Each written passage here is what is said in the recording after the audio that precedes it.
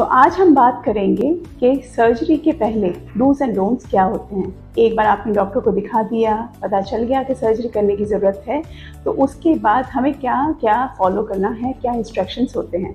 सबसे पहली बात, सर्जरी के पहले आपका जब भी सर्जरी एडवाइस होती है, आपको कुछ ब्लड टेस्ट और ईसीजी के लिए एडवाइस किया जाएगा, वो आप पहले करवा लें। जिस दिन सर्जरी के लिए आ रहे हैं या उसके पहले डॉक्टर से ये रिपोर्ट ज़रूर शेयर करें।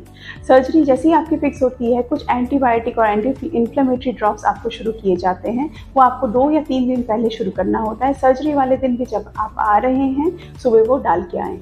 अगर आप इकोस्प्रिन या कोई भी ब्लड थिनर दवाई आप खाते हैं, तो ये आपको डॉक्टर को ज़रूर बताना ज़रूरी है, क्योंकि नॉर्मल कैटरेक्ट सर्जरी में तो इसको बंद करने की ज़रूरत नहीं पड़ती, क्योंकि नॉर्मल कैटरेक्ट सर्जरी जो सिर्फ ड्रॉप्स के द्वारा होती है, उसमें आपका कोई ब्लड लॉस नहीं होता, तो इसको बंद करने की ज़रूरत नहीं है। पर अगर आपका कॉम्प्लिकेटेड सर्जरी और डॉक्टर को लोकल एनेस्थीसिया देखने की ज़रूरत है, तो आपको ये दवाई बंद ज़रूर करनी पड़ेगी, कम से कम 3-4 दिन पहले। पर इसके लिए हमें फिजिशियन से क्लियरेंस लेना बहुत ज़रूरी है। एक और दवाई होती है जो प्रोस्टेट हाइपरट्रॉफी के पेशेंट्स को शुरू की जाती है, जो है टैमसुलोसिन।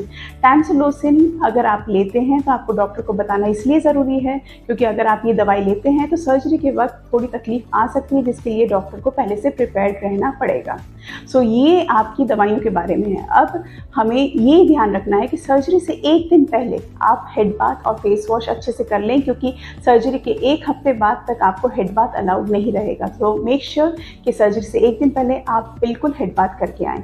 सर्जरी वाले दिन आपको ये याद रखना है कि आपको कोई भी फेस मेकअप, आई मेकअप नहीं करना है। पूरा फेस मेकअप, आई मेकअप जो भी है पूरा क्लीन करके आना है। आंखों के आसपास कोई काजल वगैरह कुछ भी नहीं रहना चाहिए।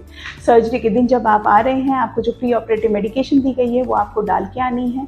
आप जो नॉर्मल दवाइयाँ खाते हैं आपके हार्ट कंडीशन के लिए या ब्लड प्रेशर के लिए या डायबिटीज़ के लिए, आपको सारी लेके आनी है। खाली पेट आने की ज़रूरत नहीं है।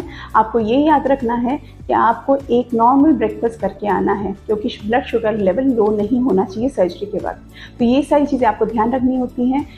जो पेशेंट्स लेज़र के द्वारा अपना ग्लास पावर चेंज करवा रहे हैं या फिर दूर करवा रहे हैं, जो लैसिक सर्जरी बोली जाती है, उन सब सर्जरीज़ के दौरान आपको एक चीज़ और ध्यान रखनी होती है कि कोई भी कोलोन डिओड्रेंट या आफ्टर शेव आप लगा के ना आए, क्योंकि इससे लेज़र मशीन की जो इफेक्टिविटी है वो कम हो जाती है, वो काम नहीं करती सही से।